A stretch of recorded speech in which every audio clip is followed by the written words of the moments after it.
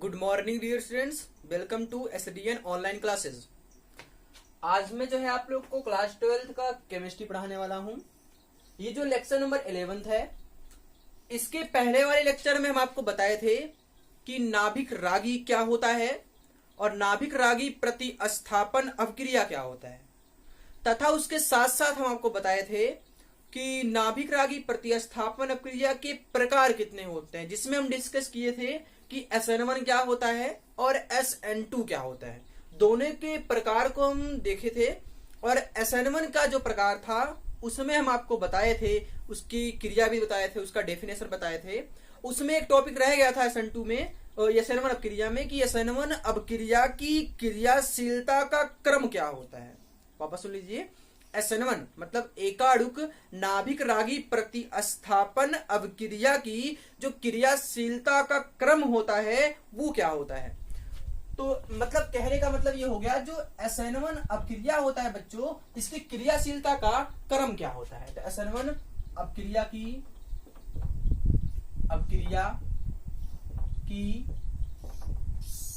क्रियाशीलता का क्रम, तो कहने का मतलब ये हो गया, जो SN1 अपक्रिया होता है इसकी अपक्रियाशीलता का क्रम क्या होता है। तो अपक्रियाशीलता का क्रम ये होता है कि जैसे 3 degree is greater than 2 degree is greater than 1 degree is greater than क्या होता है, CH3X। ये आपकी अपक्रियाशीलता का क्रम होता है SN1 अपक्रिया। तो SN1 अपक्रिया की अपक्रियाशीलता का क्रम जो होता है ये होता है। अच्छा, इसका मतलब क्या हो गया, इसका मतलब ये होता है, जो तृतीयक एल्किल हैलाइड होता है, जो 3rd डिग्री का या जो तृतीयक एल्किल हैलाइड होता है, वह जो है SN1 अपक्रिया बहुत तेजी से या बहुत आसानी से देता है, और द्वितीयक एल्किल हैलाइड में SN1 अपक्रिया का क्रम थोड़ा कम होता है, या उसकी अपक्रियाशीलता का क्रम जो होता है वो थोड़ा कम होता है, और 1 डिग्री में और कम होता है, और CH3X में क्या होता है, और कम होता है। कहने का मतलब ये हो गया, जो SN2 आपको बताया गया था, SN2 अपक्रिया की अपक्रियाशीलता का क्रम जो बताया गया था वो इस प्रकार से था, CH3X is greater than 1 degree is greater than 2 degree is greater than 3 degree. ये आपकी अपक्रियाशीलता का क्रम है SN2 अपक्रिया। तो आप इसमें देख रहे हैं, इसका ये उल्टा है, ये दोनों एक दूसरे के उल्टे दिखाई दे रहे हैं आपको। तो आप क्या करना है आपको, कि चाहे आप इसको या इसको, दोनों में से एक को याद कर लीजिए। अगर आप एक याद कर लेंगे दूसरा अपने आप याद हो जाएगा। तो ये जो होता है, ये SN1 अपक्रिया की या एकाणुक नाभिक रागी प्रतिस्थापन अपक्रिया की अपक्रियाशीलता का क्या होता है, ये क्रम होता है। और ये जो होता है, ये द्विअणुक नाभिक रागी प्रतिस्थापन अपक्रिया की अपक्रियाशीलता का क्या होता है, ये क्रम होता है। तो ये द्विअणुक का है और ये क्या है, ये एकाणुक का है। तो ये आपका क्लियर हो गया। अब इसके पश्चात हम आपको बता दें कि साधारण प्रकाश क्या होता है और समतल ध्रुवित प्रकाश क्या होता है। साधारण प्रकाश क्या होता है और समतल ध्रुवित प्रकाश क्या होता है। चलिए शुरू करते हैं, समतल ध्रुवित प्रकाश और साधारण प्रकाश।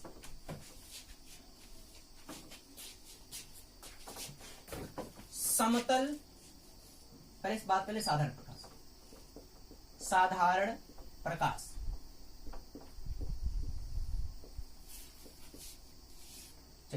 साधारण प्रकाश क्या होता है। साधारण प्रकाश वह प्रकाश होता है जिसका कंपन जो होता है वो सभी तलों में सममित रूप से होता है।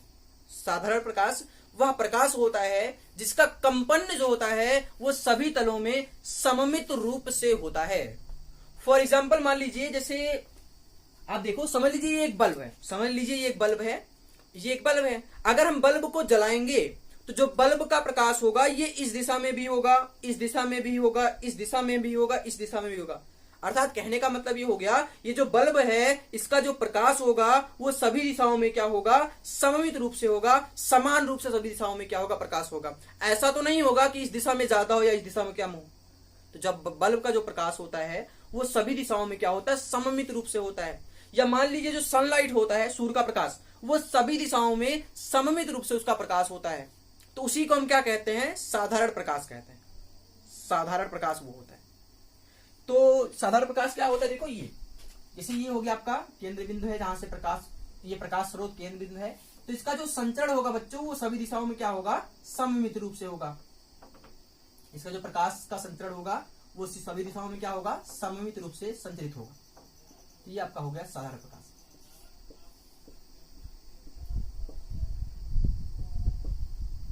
चलिए साधारण प्रकाश हो गया। अब हम बात कर लेते हैं दूसरे टॉपिक की, समतल ध्रुवित प्रकाश।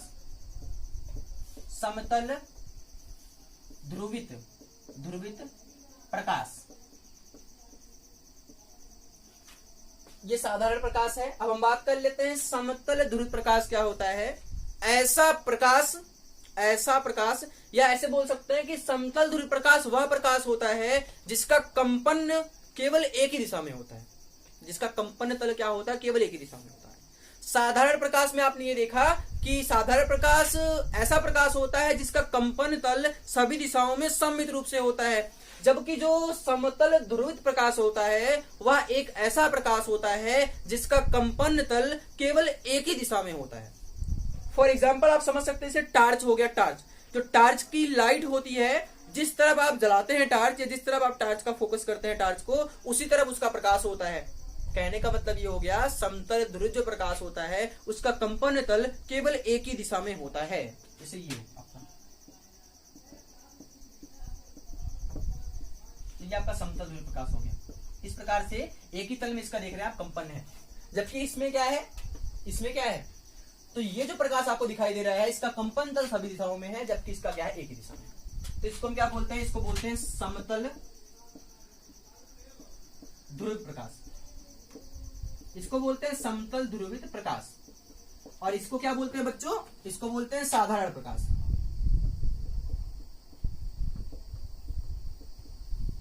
इसको इंग्लिश में बोलते हैं प्लेन पोलराइज्ड लाइट।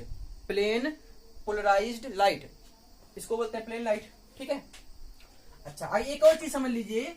अगर हम साधारण प्रकाश को जो है किनाल प्रिज्म में से होकर गुजारते हैं, अगर साधारण प्रकाश को किनाल प्रिज्म में से होकर गुजारा जाता है तो क्या प्राप्त होता है। अगर साधारण प्रकाश को जो है किनाल प्रिज्म में से होकर गुजारा जाता है तो क्या प्राप्त होता है, समतल ध्रुवित प्रकाश प्राप्त होता। मतलब ये कि अगर साधारण प्रकाश को किनाल प्रिज्म में से होकर गुजारा जाता है तो क्या प्राप्त होता है, समतल ध्रुवित प्रकाश प्राप्त होता। तो आप इसको बात करते हैं इसके आगे वाले टॉपिक की। नोट भी करते जाइएगा जो बोला जा रहा है। अगला आपका है ध्रुवण घूर्णकता क्या होता है। अगला क्या है, ध्रुवण घूर्णकता, ऑप्टिकल एक्टिविटी। ध्रुवण घूर्णकता, ध्रुवण घूर्णकता, ध्रुवण घूर्णकता, इसको इंग्लिश में बोला जाता है बच्चों ऑप्टिकल एक्टिविटी। ऑप्टिकल एक्टिविटी, ध्रुवण घूर्णकता। तो जानना यह है कि ध्रुवण घूर्णकता होता क्या है, पर उससे पहले आप ये जान लीजिए कि ध्रुवण घूर्णक पदार्थ क्या क्या होते हैं।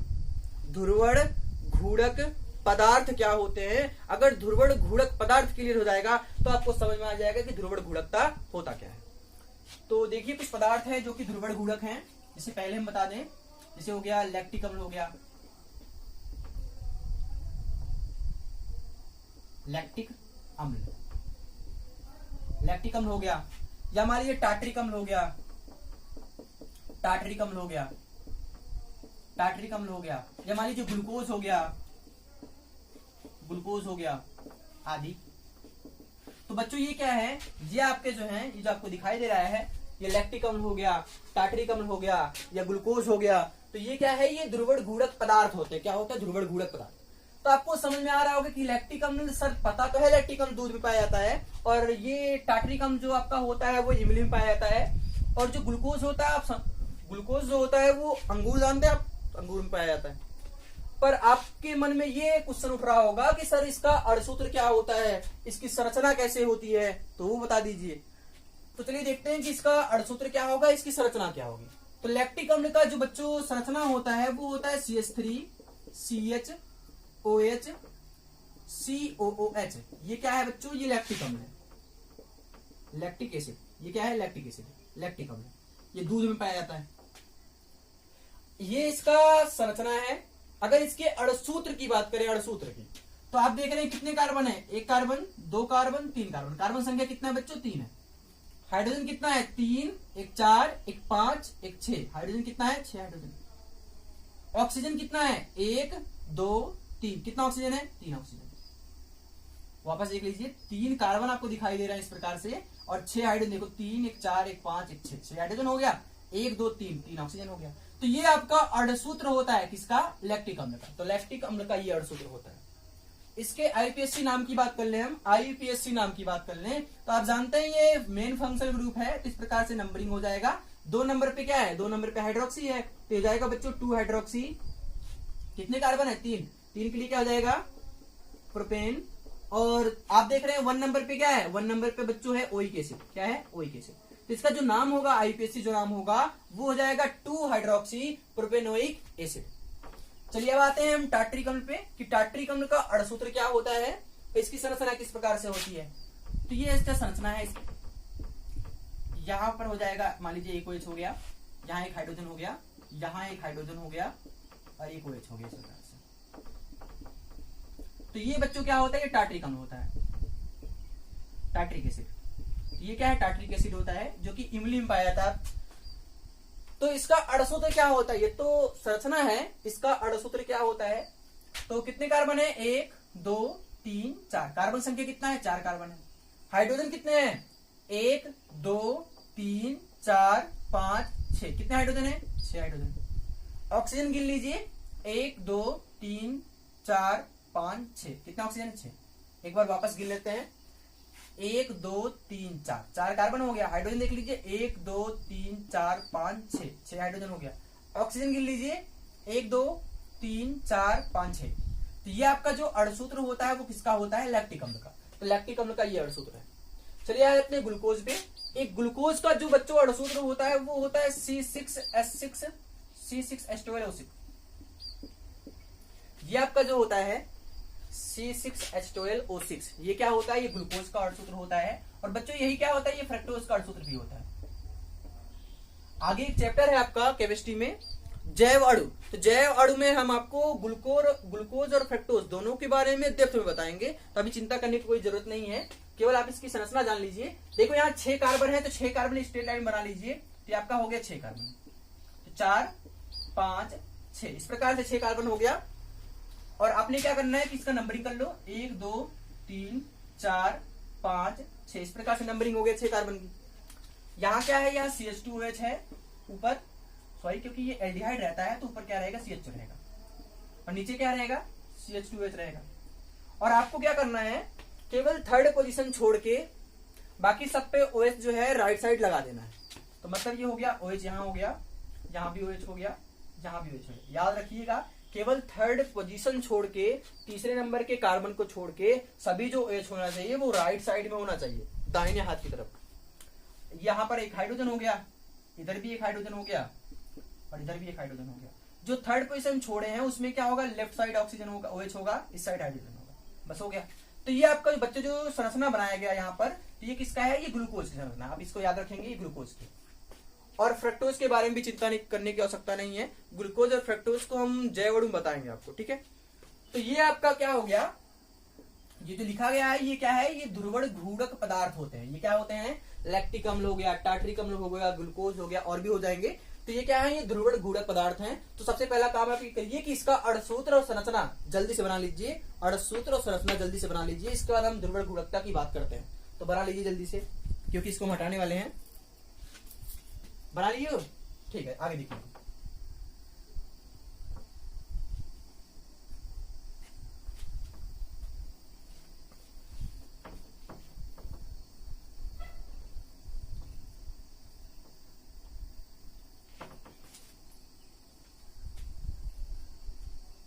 चलिए अब ध्रुवण घूर्णकता को समझ लेते हैं कि ध्रुवण घूर्णकता होता क्या है, ऑप्टिकल एक्टिविटी होता क्या है।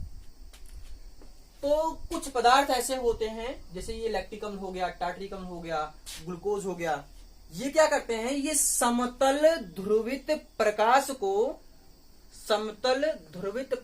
को घुमाने की क्षमता रखते हैं। इसलिए इन पदार्थों को क्या कहा जाता है, ध्रुवण घूर्णक पदार्थ कहा जाता है। इसलिए इनको क्या बोला जाता है, ध्रुवण घूर्णक पदार्थ कहा जाता है। और ये जो ध्रुवण घूर्णक पदार्थ होते हैं, यदि ये समतल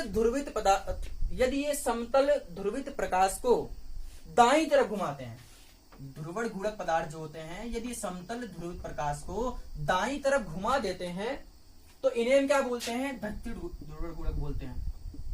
दक्षिण ध्रुवण घूर्णक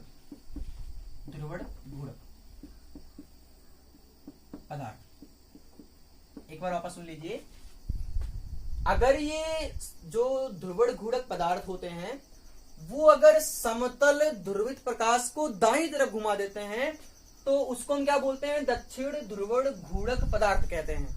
या इसी को बोलते हैं बच्चों डी रूप बोलते हैं, या इसी को बोलते हैं प्लस, चाहे इसको डी रूप बोलिए या प्लस बोलिए। डी का मतलब होता है डेक्स्टो रोटेटरी, दक्षिण ध्रुवण घूर्णक, डेक्स्टो रोटेटरी। डी का मतलब क्या होता है, डेक्स्टो रोटेटरी। चलिए आगे देखते हैं। अगर यही क्या करता है, समतल ध्रुवित प्रकाश को अगर ये क्या करता है, बाईं तरफ घुमाता है, अगर कहां करता है, ये बाईं तरफ घुमाता है तो उसको बोलते हैं वाम ध्रुवण घूर्णक, वाम ध्रुवण घूर्णक, घूर्णक पदार्थ। अगर ये बाईं तरफ घुमाता है समतल ध्रुव प्रकाश को तो इसको हम बोलते हैं वाम ध्रुवण घूर्णक पदार्थ। या इसी को बोला जाता है एल रूप। क्या बोला जाता है, एल रूप। या इसी को बोला जाता है माइनस। एल का मतलब होता है बच्चों लीबो रोटेटरी। एल का क्या मतलब होता है, लीबो रोटेटरी। तो अब इसका डेफिनेशन क्या होगा, ध्रुवण घूर्णकता किसे कहते हैं, उसका डेफिनेशन क्या होगा।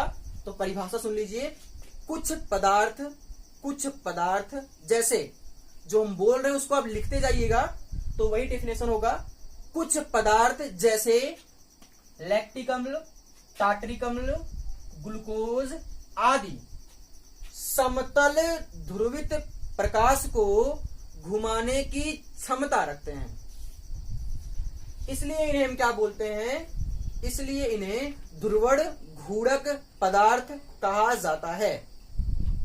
यदि ये पदार्थ समतल ध्रुवित प्रकाश को दाईं तरफ घुमाते हैं, यदि ये पदार्थ समतल ध्रुवित प्रकाश को दाईं तरफ घुमाते हैं तो उन्हें दक्षिण ध्रुवण घूर्णक पदार्थ कहते हैं, या उन्हें डी रूप या प्लस रूप कहते हैं। और यदि ये पदार्थ समतल ध्रुवित प्रकाश को बाईं तरफ घुमाते हैं तो उन्हें वाम ध्रुवण घूर्णक पदार्थ या यल रूप या माइनस रूप कहते हैं। डी का मतलब होता है डेक्स्टो रोटेटरी, एल का मतलब होता है लीबो रोटेटरी। कुछ वापस सुन लीजिए, कुछ पदार्थ जैसे लैक्टिक अम्ल, टार्टरिक अम्ल, ग्लूकोज आदि समतल ध्रुवित प्रकाश को घुमाने की क्षमता रखते हैं, इसलिए इन्हें क्या कहते हैं, ध्रुवण घूर्णक पदार्थ कहते हैं।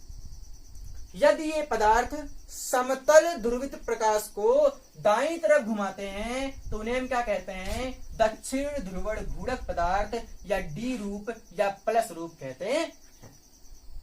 और यदि ये पदार्थ समतल ध्रुवित प्रकाश को बाईं तरफ घुमाते हैं तो उन्हें वाम ध्रुवण घूर्णक पदार्थ या यल रूप या माइनस रूप कहते हैं। और डी और एल का मतलब आप समझ रहे हैं, डी का मतलब डेक्स्टो रोटेटरी और एल का मतलब क्या होता है, लीबो रोटेटरी। चलिए इसके आगे वाले टॉपिक की बात करते हैं।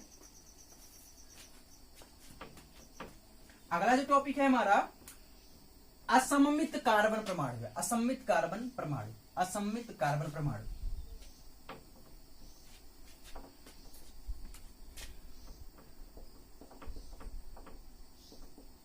असममित कार्बन परमाणु, कार्बन परमाणु।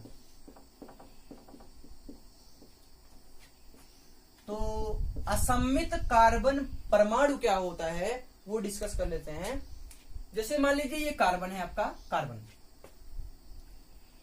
तो पहले हम परिभाषा बता दें कि असममित कार्बन परमाणु किसे कहते हैं। ऐसा कार्बन परमाणु जिसकी चारों संयोजकताएं अलग अलग परमाणु या समूह द्वारा मिलकर पूरी होती है, ऐसे कार्बन परमाणु को असममित कार्बन परमाणु कहा जाता है। जैसे आप जानते हैं कि कार्बन की वैलेंसी कितनी होती है बच्चों, 4। कार्बन की कितनी संयोजकता होती है, 4। तो कार्बन क्या कर सकता है, अधिकतर 4 बंध बना सकता है। कार्बन कितने बंध बना सकता है, 4। ठीक है, तो कार्बन की वैलेंसी 4 होती है। और यदि चारों बंध जो हैं अलग अलग परमाणु या समूह द्वारा मिलकर पूरी हो तो क्या होगा। जैसे मान लीजिए ये आपका ए हो गया, यहां मान लीजिए हमने बी लगाया, यहां मान लीजिए डी लगाया, इसी प्रकार से यहां मान लीजिए हमने एफ लगा दिया। तो आप देख रहे हैं ये जो केंद्रीय परमाणु आपको दिखाई दे रहा है, इसकी चारों संयोजकताएं अलग अलग परमाणु या समूह द्वारा मिलकर पूरी हो रही है, इसलिए इसको हम क्या बोलेंगे, असममित कार्बन परमाणु कहें। क्योंकि आपको इसमें दिखाई दे रहा होगा कि ये असममित कार्बन परमाणु कैसे है, ये जो ए है वो बी से डिफरेंट होगा और बी जो है डी से, एफ से। कहने का मतलब ये हो गया यहाँ पर जो भी तत्व लिया गया है वो एक दूसरे से क्या है, भिन्न है, इसलिए इसको हम क्या बोलते हैं, असममित कार्बन परमाणु कहते हैं। ऐसा कार्बन परमाणु जिसकी चारों संयोजकताएं अलग अलग परमाणु या समूह द्वारा मिलकर पूरी होती है, ऐसे कार्बन परमाणु को असममित कार्बन परमाणु कहा जाता है। ये हो गया आपका। तो अब इसके बाद वाले टॉपिक की बात कर लेते हैं कि कायरल क्या होता है, कायरलता क्या होता है और अकायरलता क्या होता है। कायरलता और अकायरलता।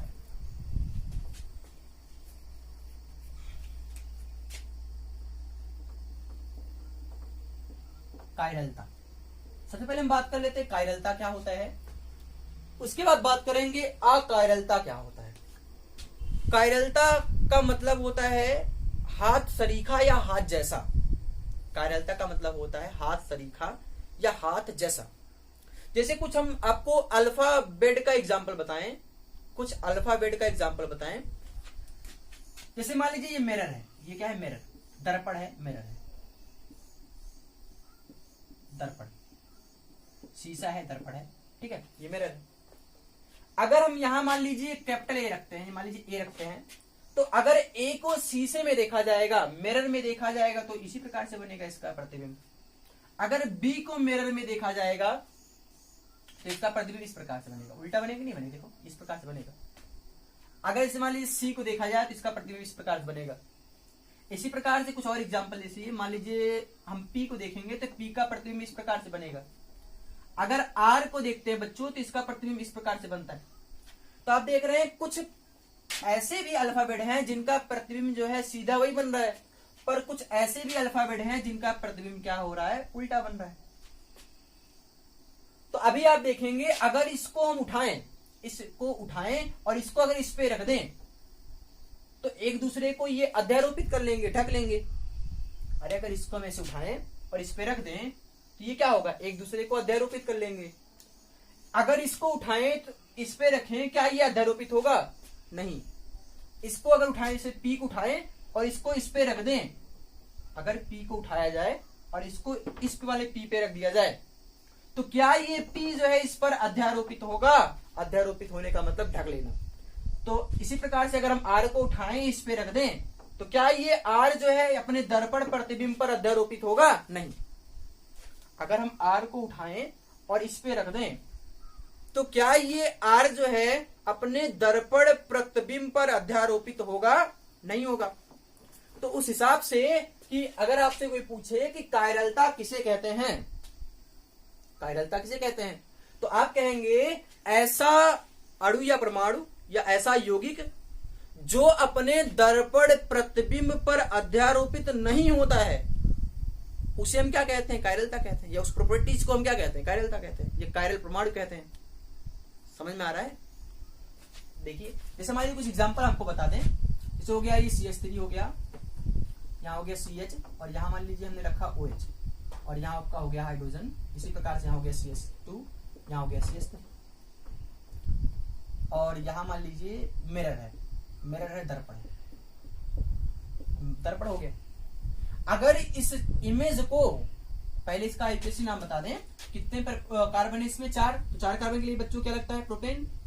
2 नंबर पे क्या है, OL हो जाएगा, तो आपका ये प्रोपेनॉल 2 हो जाएगा, ये प्रोपेनॉल हो गया। अभी आप देखो कि अगर इसको दर्पण में देखा जाएगा, मिरर में देखा जाएगा, तो इसका प्रतिबिंब कैसा बनेगा? इसका प्रतिबिंब कुछ इस प्रकार से बनेगा, नहीं बनेगा? अरे इसका जस्ट उल्टा बनेगा कि नहीं बनेगा? जैसे यहाँ देखो ये P है, अगर P को दर्पण में देखा जाता है तो इसका प्रतिबिंब उल्टा बनता है। उसी प्रकार से अगर R को देखा जाएगा दर्पण में तो उसका प्रतिबिंब क्या होगा? उल्टा बनेगा। उसी प्रकार से अगर इसको जो है दर्पण में देखेंगे आप तो इसका प्रतिबिंब क्या होगा? उल्टा बनेगा। तो उल्टा किस प्रकार से बनेगा? CH3 इसी प्रकार से रहेगा, और ये कार्बन हो गया, और यहाँ क्या हो गया? CH2 हो गया, यहाँ CH3 हो गया। पर यहाँ आप देखेंगे यहाँ का जो H होगा वो विपरीत डायरेक्शन में होगा, इस प्रकार से, और यहाँ क्या होगा? OH होगा। अरे ऐसे था तो इसका उल्टा बन जाएगा प्रतिबिंब, इसका प्रतिबिंब उल्टा बन गया। तो अगर इसको उठा के हम इस पे रखेंगे, अगर इस यौगिक को उठा के इस पे रख दिया जाए तो क्या ये अध्यारोपित होगा? नहीं होगा। अगर इसको इस पे रखा जाएगा तो क्या ये अध्यारोपित होगा? नहीं होगा। सिंपल सी बात है, अध्यारोपित नहीं होगा, ये ढकेगा नहीं। तो ऐसा यौगिक जो अपने दर्पण प्रतिबिंब पर अध्यारोपित नहीं होता है उन्हें हम क्या कहते हैं? कायरल कहते हैं। जब कायरलता, उस गुण को हम क्या कहते हैं? कायरलता कहते हैं। उन्हें हम कायरल कहते हैं, तो इस गुण को क्या कहते हैं? कायरलता कहते हैं। एक और बार सुन लीजिए, ऐसा यौगिक जो अपने दर्पण प्रतिबिंब पर अध्यारोपित नहीं होता है, ऐसे यौगिक को हम क्या कहते हैं? कायरल कहते हैं। और इस प्रॉपर्टी या इस गुण को हम क्या कहते हैं? कायरलता कहते हैं। आई थिंक कायरलता आपको समझ में आ गया होगा। तो हम बात कर लेते हैं अकायरलता क्या होता है।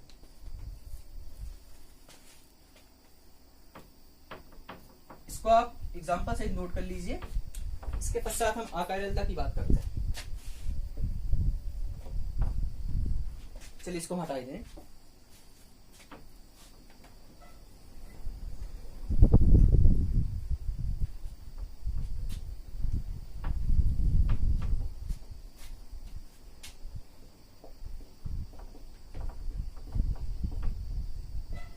चलिए अकायरलता की बात कर लेते हैं।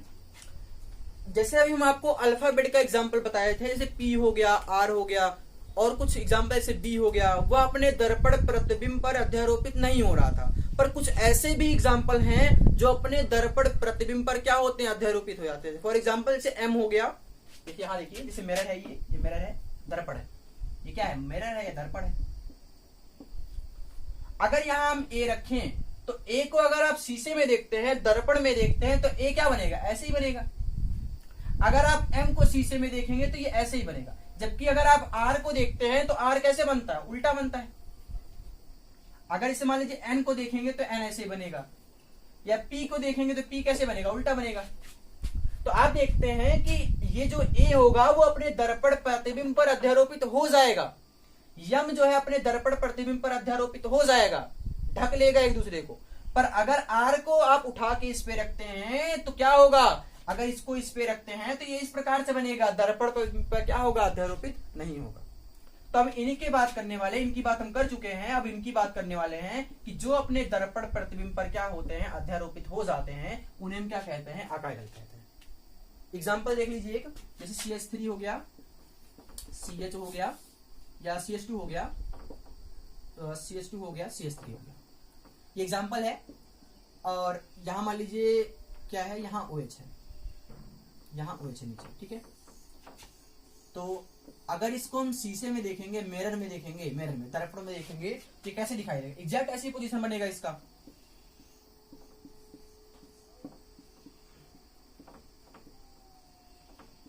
ऐसे ही बनेगा। अगर इसको जो है आप दर्पण में देखेंगे तो एग्जैक्ट ऐसे ही बनेगा। पहले इसका नाम बता दें हम आपको, तो इसका नाम क्या है? 4 कार्बन है, 4 कार्बन के लिए क्या होगा? ब्यूटेन होगा। 4 कार्बन के लिए ब्यूटेन हो गया, और 2 नंबर पे क्या है? ऑल, ब्यूटेनॉल हो गया। और देखिए अगर इसको आप इस पे अध्यारोपित करना चाहते हैं तो क्या ये अध्यारोपित होगा? बिल्कुल होगा, क्योंकि इसको अगर इसको उठा के इस पे रखते हैं तो ये इसको पूरा क्या होगा? ढक लेगा, अध्यारोपित हो जाएगा। तो इसका डेफिनेशन क्या होगा? ऐसे यौगिक जो अपने दर्पण प्रतिबिंब पर क्या होते हैं? अध्यारोपित हो जाते हैं। ऐसे यौगिक जो अपने दर्पण प्रतिबिंब पर अध्यारोपित हो जाते हैं, ऐसे यौगिक को हम क्या कहते हैं? अकायरल कहते हैं। और यह गुण क्या कहलाती है? अकायरलता कहलाती है। तो आज के वीडियो में केवल इतना ही। इसके आगे वाले वीडियो में हम आपको इसके आगे का पार्ट जल्दी लेकर आएंगे। धन्यवाद।